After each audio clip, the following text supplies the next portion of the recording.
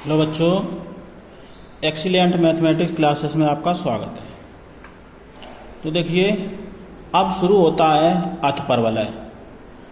English में बोलते इसको हाइपरबोला। इसमें देखो ई का मान बड़ा होता है 1 से। उसमें क्या था, ई का मान छोटा था 1 से। तो उसमें हमने दीर्घवृत्त भी 2 प्रकार के बताए थे। सेम इसी प्रकार अतिपरवलय भी 2 प्रकार के आपके होंगे। अब दोनों में अंतर क्या है, उसमें अंतर था आपका, इससे अंतर निकालते थे, बीच में प्लस होता था, A square is greater than B है तो दीर्घ एक्स अक्ष हो जाती है, और B square is greater than A से है तो एक्स वाई एक्स अक्ष हो जाती है। लेकिन इसमें ऐसा नहीं है। इसमें देखते हैं यहाँ पर एक्स स्क्वायर बटे ए स्क्वायर माइनस वाई स्क्वायर बटे बी स्क्वायर बराबर 1। यहाँ प्लस है, अगर यहाँ माइनस है तो दीर्घ वाई अक्ष हो जाएगी, अगर यहाँ प्लस है तो दीर्घ एक्स अक्ष हो जाएगी। यानी एक्स स्क्वायर माइनस ए स्क्वायर माइनस नहीं एक्स स्क्वायर बटे ए स्क्वायर माइनस वाई स्क्वायर बटे बी स्क्वायर बराबर 1 दिया है तो एक्स अक्ष दीर्घ हो गई। एक्स स्क्वायर बटे ए स्क्वायर माइनस वाई स्क्वायर बटे बी स्क्वायर बराबर माइनस इधर आ गया तो समझ लो दीर्घ वाई अक्ष हो गई। ठीक।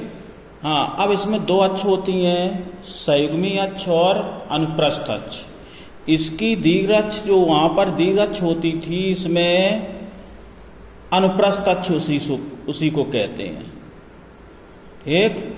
और जो वाई अक्ष होती है इसमें इसको कहते हैं संयुग्मी अक्ष।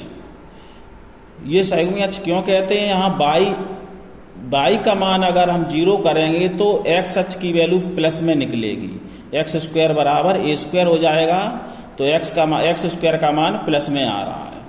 अब यहाँ वाई अक्ष का देखेंगे तो एक्स बराबर 0 करेंगे तो वाई स्क्वायर बराबर ये माइनस का चिन्ह आ रहा है, इसलिए माइनस वर्गमूल लेंगे तो रूट में आएगी, रूट में ऋणात्मक मान काल्पनिक हो जाता है, इसलिए उसको संयुग्मी अक्ष बोलते हैं। ठीक। इसी प्रकार इसमें है, इसमें क्या है, संयुग्मी अक्ष एक्स अक्ष हो जाएगी। कब ये ऋणात्मक मान होगा सो समझ लें। यहाँ पर पहले एक्स अक्ष निकालते हैं तो वाई का मान 0 करते हैं, तो वाई का मान हमने 0 किया तो एक्स स्क्वायर बराबर ए स्क्वायर माइनस 1 हुआ, तो एक्स स्क्वायर बराबर माइनस ए स्क्वायर आया, तो एक्स स्क्वायर बराबर अंडर रूट माइनस ए स्क्वायर हो जाएगा। रूट के अंदर माइनस आ गया, इसका मतलब ये एक्स अक्ष इसकी संयुग्मी अक्ष हो गई। अब यहाँ से निकालेंगे, अगर ये 0 कर दिया तो ये भी माइनस, ये माइनस से माइनस कैंसिल, तो वाई स्क्वायर बराबर 1 हुआ, वाई स्क्वायर बराबर प्लस बी स्क्वायर हुआ, तो वाई स्क्वायर आएगा, रूट में -1 नहीं आएगा, इसलिए इसकी अक्ष वाई अक्ष कैसी हो गई, अनुप्रस्थ अक्ष, और संयुग्मी अक्ष एक्स अक्ष हो गई। ये दोनों में अंतर है, एक दूसरे में उल्टा। ठीक। चित्र समझ लें, ये एक्स अक्ष ये वाई अक्ष, जहाँ दोनों काटे हैं ये मूल बिंदु है। अब इस दीर्घवृत्त का जो अतिपरवलय है उसका ऐसा चित्र बनता है, एक इधर ये इधर, ये इसकी नियता है। 2 नियताएं होती हैं, ये नाभियां 2 हो गई, ये शीर्ष होते हैं, ये नियताएं होती हैं। ये बिंदु P होता है, PS बराबर PM, तो इसमें भी वही परिभाषा लगेगी, सेम परिभाषा और सब वही चीज़ है। केवल अंतर समझना है, ई का मान केवल अंतर है, ई बड़ा हो गया। तो जैसे हमने इसमें फॉर्मूला लिखाते थे, ये देखो ए बी और ई में संबंध, वहाँ 1 माइनस ई स्क्वायर होता था, 1 से ई घटता था, ई यानी 1 बड़ा था। अब ई बड़ा हो गया तो ई स्क्वायर माइनस 1 हो जाएगा, इतना ध्यान रखना है, और सब वही फॉर्मूले हैं। अब देखिए, तो रिपीट कर लेते हैं क्या फॉर्मूले हैं। तो अतिपरवलय पहला ये है प्लस वाला इधर, तो दीर्घ अक्ष क्या हो गई, ये अनुप्रस्थ अक्ष हो गई ये वाली, यहाँ पर दीर्घ अक्ष और लघु अक्ष भूल जाओ, अनुप्रस्थ अक्ष और संयुग्मी अक्ष होगी, क्योंकि इसमें माइनस चिन्ह लगा हुआ है। ठीक। तो जब ये है तो अनुप्रस्थ अक्ष हो गई 2a, संयुग्मी अक्ष हो गई 2b, और इसके लिए अनुप्रस्थ अक्ष हो गई 2b, संयुग्मी अक्ष हो गई 2a। ठीक। अब देखिए, केंद्र 0 0 उसके होते थे सो इसके होते थे, फॉर्मूले वही है। अब आया शीर्ष वही जो उसमें होते थे +- a, 0, इसमें भी zero comma plus minus b, y अक्ष है तो वाई का मान, एक्स अक्ष है तो एक्स का मान, ए आएगा। अब देखिए ए बी ई में संबंध होता है बी स्क्वायर बराबर a square E square minus one, उसमें इतना अंतर है 1 माइनस ई स्क्वायर होता था, बिल्कुल वही फॉर्मूला है। यहाँ करना है ई स्क्वायर माइनस वन, क्योंकि अतपरवलय में ई का मान 1 से बड़ा होता है। ए स्क्वायर बराबर B square E square minus one, ये जब बाई अक्ष अनुप्रस्थ अक्ष है।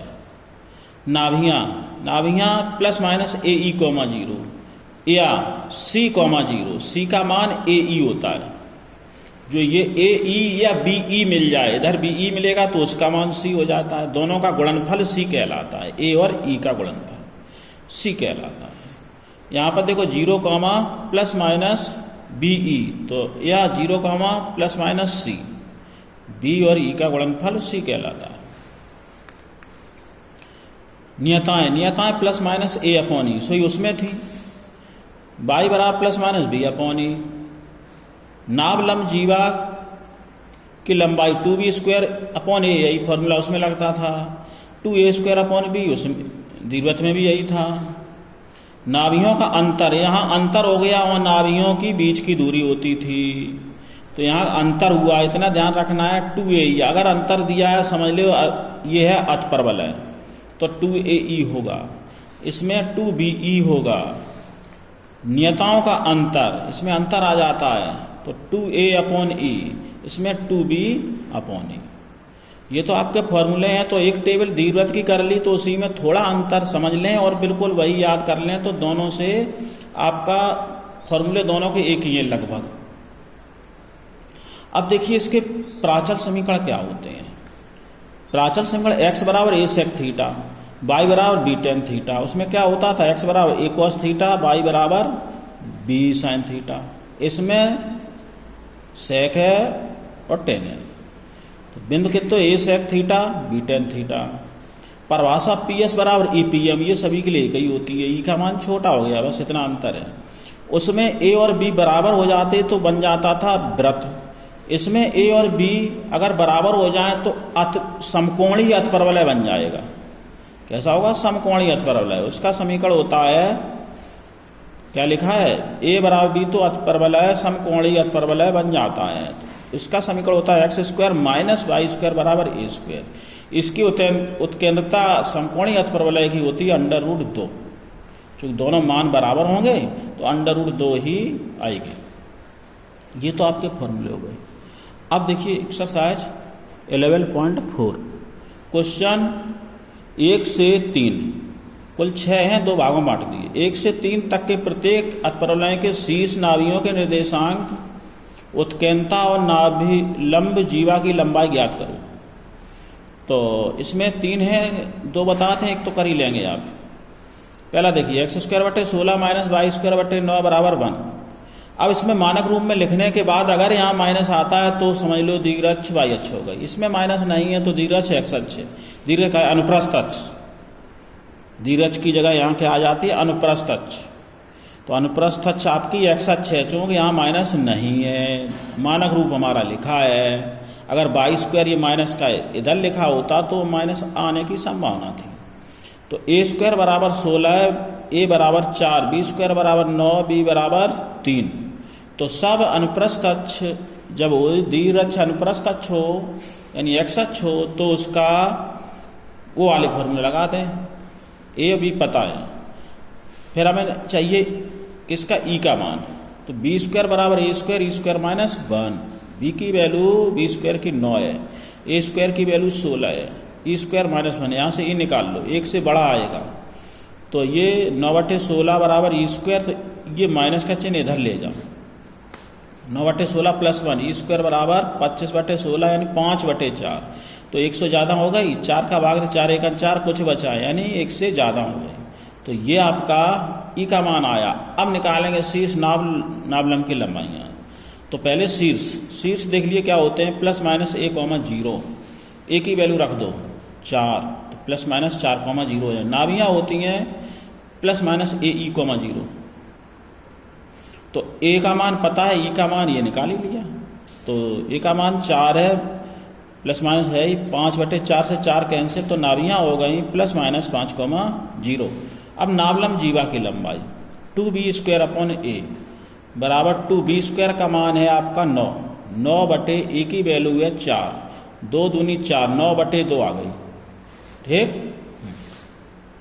अब अगला क्वेश्चन है, ये तो सॉल्व हो गया। अगला क्वेश्चन है 9y² - 4x² बराबर 36। अब इसको मानक रूप में पहले लिखो तब पता चलेगा। तो 36 का भाग दे दिया, तो y²/4 - x²/9 बराबर 1 है। अब हमने मानक रूप होता है x²/a² माइनस, उल्टा लिखा है तो सीधा लिखेंगे, प्रत्येक में ये माइनस लाना है, तो दोनों पक्षों में माइनस का गुणा करो। तो माइनस का गुणा किया, ये प्लस हुआ, तो पहले लिख दिया ये माइनस हुआ, इधर कैसा बचा माइनस। अब ये देखो माइनस इधर आ गया मानक रूप लिखने के बाद, तो इसका मतलब अब ये अनुप्रस्थ अक्ष बाह्य अक्ष हो गई और फॉर्मूले अनुप्रस्थ अक्ष बाह्य अक्ष वाले लगेंगे। तो इसके लिए a² बराबर 9 है, a बराबर 3, b² बराबर 4 है, b बराबर 2 हो गया। तो बाई वाला फार्मूला a² बराबर b² e² - 1, यानी बाई अक्ष वाला है अनुप्रस्थ अक्ष हो। तो a² का मान 9 बराबर b 4 है, तो 9/4 e² - 1, e की वैल्यू आ गई 13/4 e² e बराबर √13/4 2, 4 का वर्गमूल 2। अब देखो शीर्ष होते 0, ±b, तो शीर्ष हो गए 0 ± b का मान 2 है, तो शीर्ष हो गए। अब भाई नाभियाँ होती हैं 0, ±be, तो 0, ±b का मान 2 है और e का मान निकाल लिया 13/2 अंडर रूट, तो 2 से 2 कैंसिल हो गए, ये 2 से 2 कैंसिल, तो 0, ± √13। नावलम की लंबाई 2a² यानी दीर्घअक्ष अनुप्रस्थ अक्ष बाह्य अक्ष 2 मल्टीप्लाई a² का मान है, a² की वैल्यू कितनी है अभी निकाली थी, a² का मान है 9, तो 9/2, ये 2 से 2 कट गया, 9 आ गया। इस प्रकार ये आपका सॉल्व हुआ। धन्यवाद।